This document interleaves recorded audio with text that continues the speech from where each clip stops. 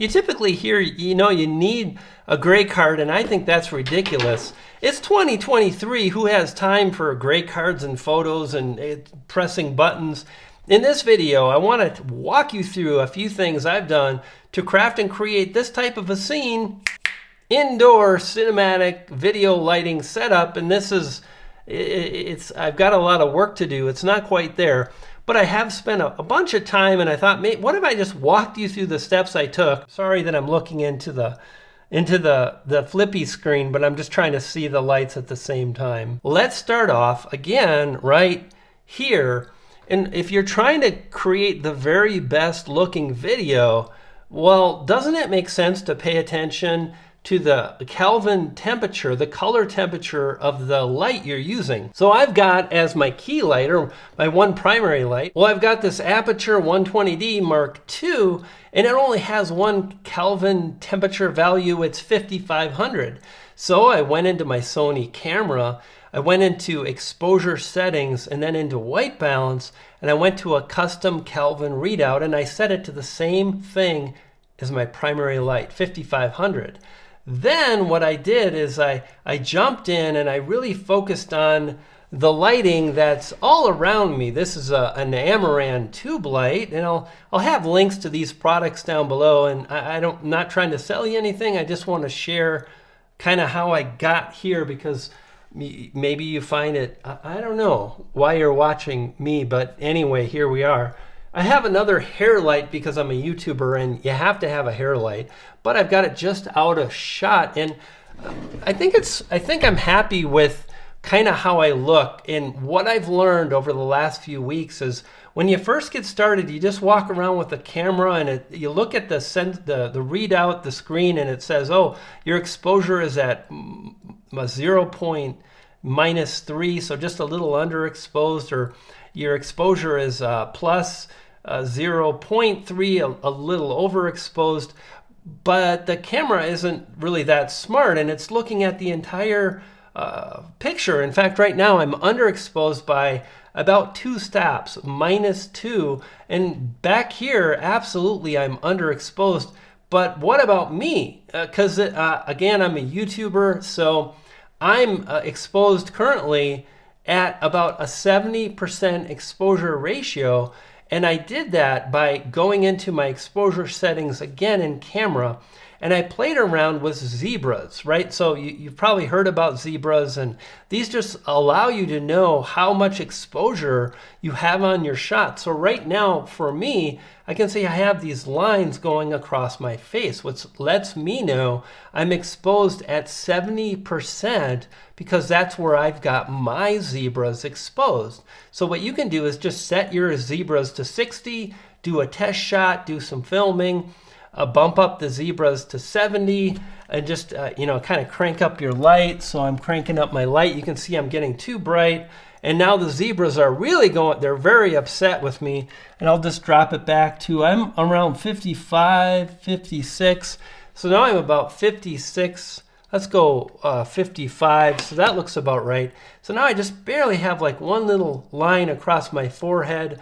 That lets me know that I'm generally exposed right around 70%, and that's a great color value, exposure value for my skin and my complexion. So what I learned is basically you want to be exposed somewhere between 60, 70, and 80. So you want to play with that.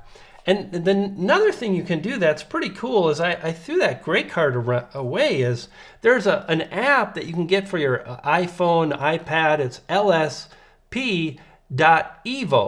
and it just gives you the color value of the scene. So right now it says I'm at 6,500 or so, and if I go up, I'm 68, and if I go down, I'm at 52, and right around here, I'm probably right around 5,500, which makes sense because, again, my key light has a Kelvin value of 5,500. So let's turn these lights on, and then what we're going to do is we're going to kind of turn all of them off, and we're going to start dialing in our look one at a time. A few of these. There you go, and I've got them set to blue, and again, I tested things out. I tried yellow, I didn't really like it. Tried blue, better. And so I'm going to turn on all of these. Great. And now what I'm doing is I'm just going to go through and I can try, and I've got the hair light right above me. This thing, now you can see that this is on, right? I've got this set at just 1%. And again, this is an Amaran tube light, the T2C, T for tube, 2 for feet, and C for color. It does RGB, it does color Kelvin values, it does it all perfect. And then the next thing I want to do is I've got another lamp, I call it, or tube light, right? I've got this one here, and you can see I've got a little bit of shadow on my face here.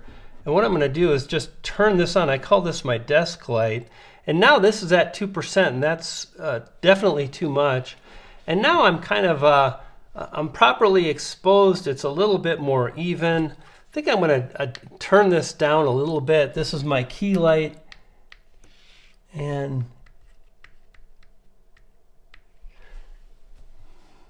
okay, so now I'm at 53, 54%, and goodness, this tube light is only at 1%, but they're pretty bright, and I'm just really happy with these tube lights from Amaran. So I'll just put that just slightly out of the frame, and now we're kind of creating the look and feel. Next thing is I've got this table with the little lamp, and I've got two birds. That's to kind of convey a little bit about me. I love cameras and shooting wildlife and birds and eagles and all that kind of thing. So I'm going to go to my app here, and again, I can control all of this with an app for Amaran products. That's one of the things when I started really researching lights for my backdrop and this kind of a thing. I wanted just a nice maybe tube light, and I wanted to plug it in, so this is plugged in.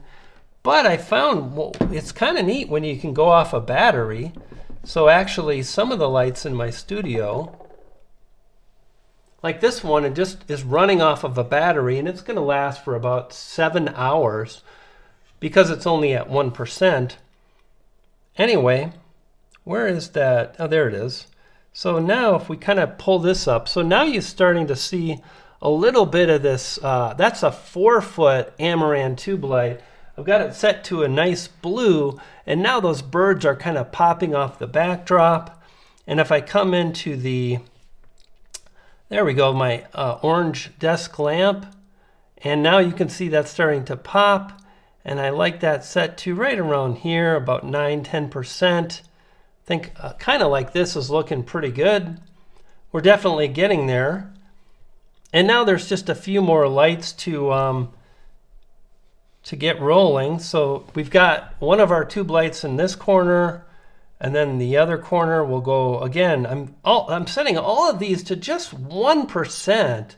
And also another thing I'll mention is I originally started and I'm like, well, I need to film at my base ISO because that's going to give me the cleanest cinematic look with very little grain. Well, the difference between the grain that you see at ISO 100 and ISO 200 is very little.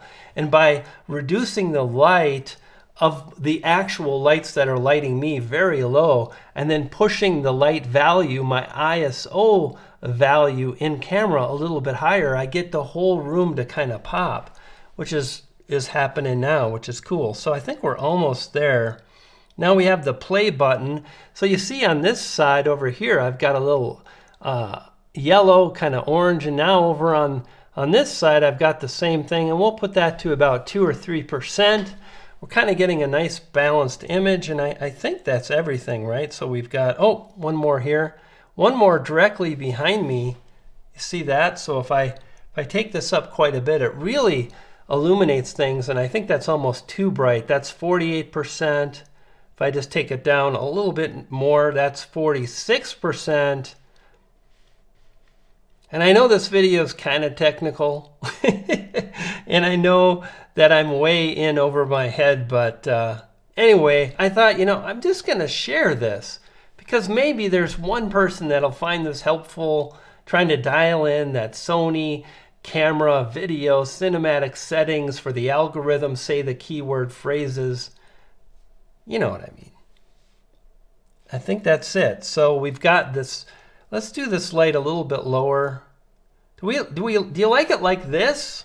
So this is that one light right behind me. You can see it's completely off. See how I kind of create a little bit of a halo, kind of light up the whole wall, a little bit of a blue. And I'm sorry that I'm looking into the flippy screen, but I'm just trying to see the lights at the same time. Anyway, there you have it. Really grateful again to all the folks that have stopped by. Excited about making a lot of fun videos. I got some cool ideas for street photography when it gets a bit warmer. I've got some great ideas for POV macro photography and video because it's so cool. And just really exploring cameras, creativity, that sort of thing.